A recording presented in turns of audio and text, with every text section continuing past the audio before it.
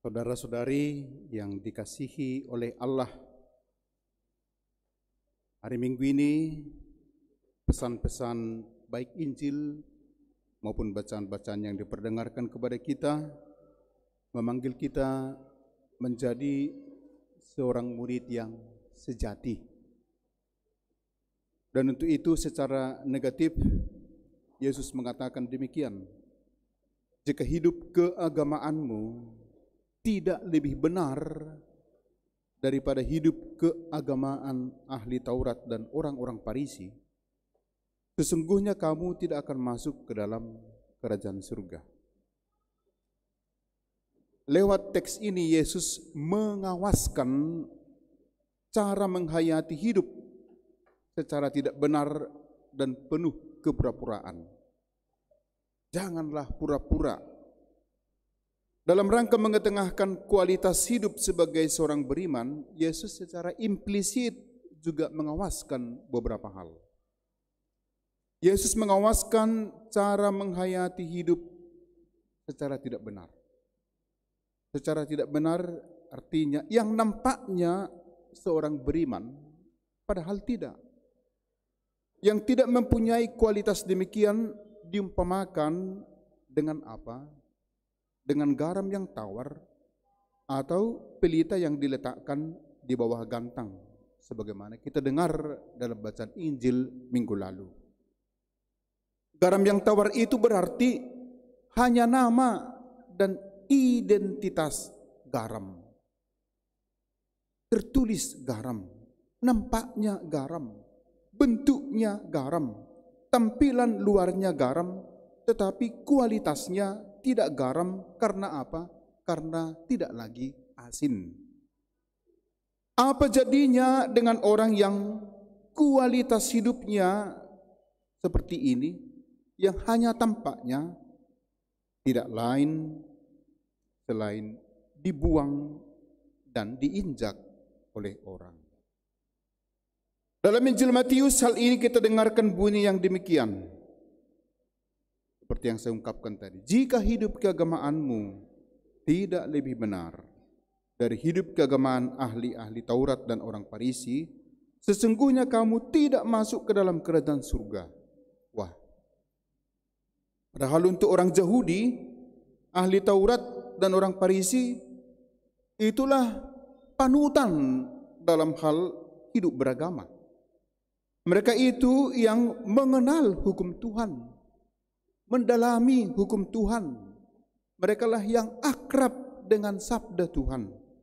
Mereka ini yang setia dengan sabda Tuhan. Di tangannya selalu sabda Tuhan. Di mana persis ketidakbenaran hidup keagamaan orang Farisi dan ahli Taurat? Padahal di tangan mereka ada sabda. Mereka membolak balik kitab suci, membaca, bahkan menghafalnya.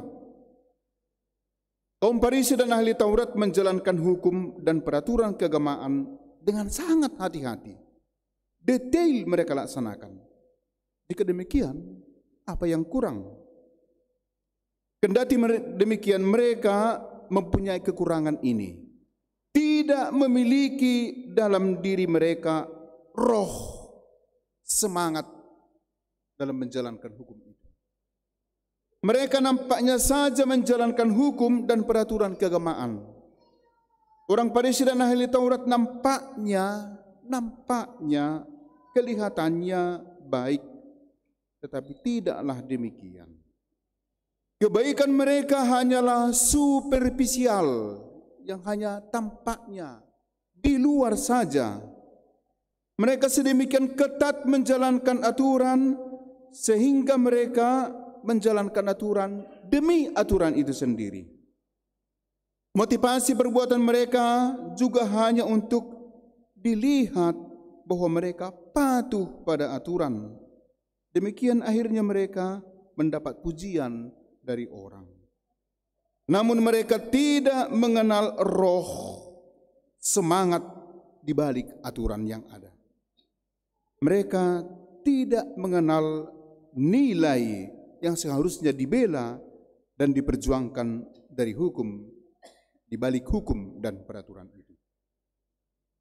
Jika ditanya dan diperdalam, apa sebenarnya jiwa, roh, nilai, dan semangat yang ada dalam setiap hukum atau perintah Allah? Jawabannya hanya satu kata: kasih atau cinta. Hukum dan perintah begitu banyak.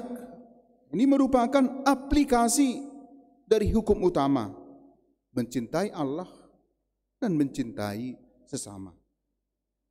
Orang Farisi dan ahli Taurat menjalankan kultus liturgi dan aturan keagamaan sebagaimana diaturkan dalam hukum Taurat, bahkan secara ketat dan detail.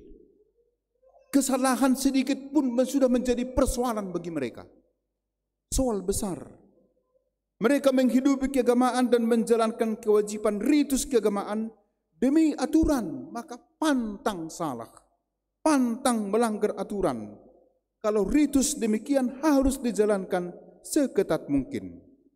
Mereka jatuh pada aturan demi aturan. Upacara, ritual, dan hukum mereka jalankan dengan ketat, tetapi apa yang dijalankan itu hanya tinggal dalam ritual saja. Anehnya, dalam menjalankan aturan keagamaan, mereka lupa untuk memperhatikan dan mengasihi sesama. Contoh untuk ini sangat terang diungkapkan dalam kitab suci, dalam Injil.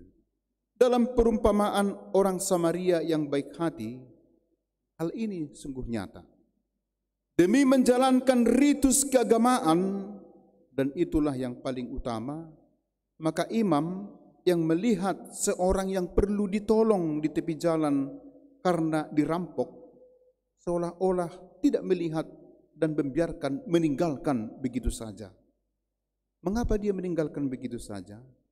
Orang yang dirampok berlumuran darah, darah itu najis. Jangan menyentuh darah sebelum pergi beribadah. Maka dia tinggalkan orang yang sekarat itu. Contoh lain, ada orang berdoa untuk mendapatkan sesuatu, tetapi apa yang dia sampaikan kepada Tuhan dalam doa sungguh bertentangan dengan perilaku dalam hidupnya.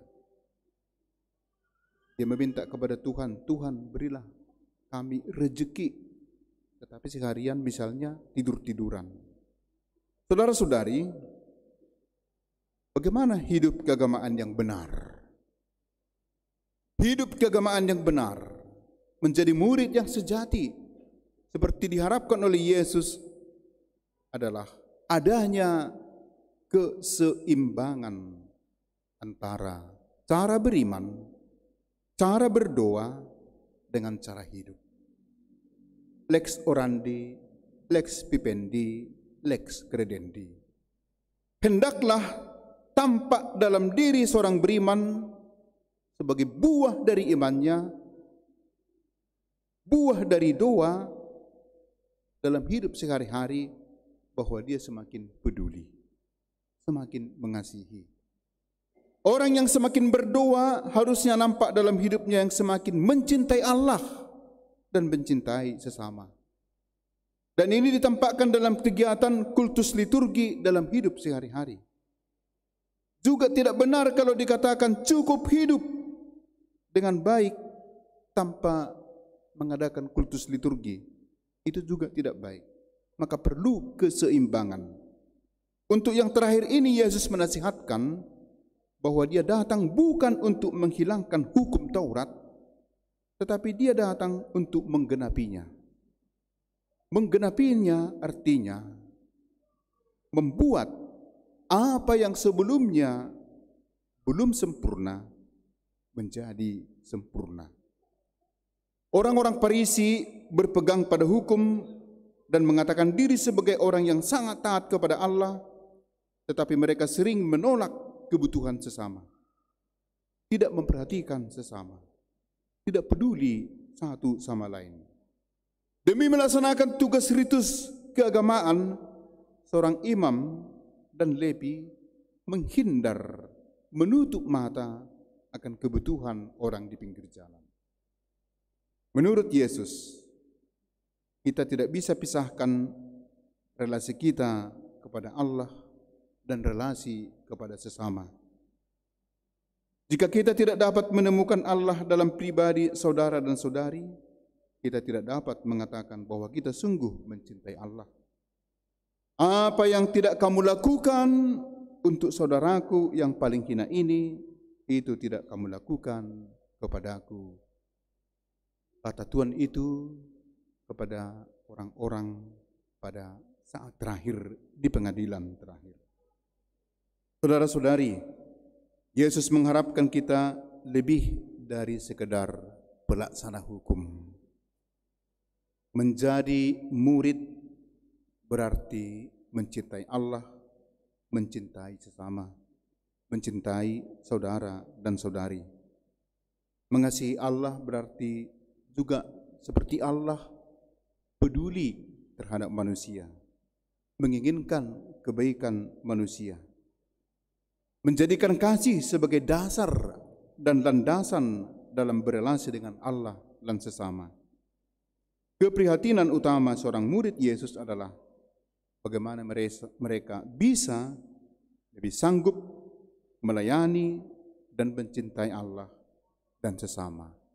Bukan hanya sekedar pelaksana hukum, menjalankan ritus-ritus keagamaan.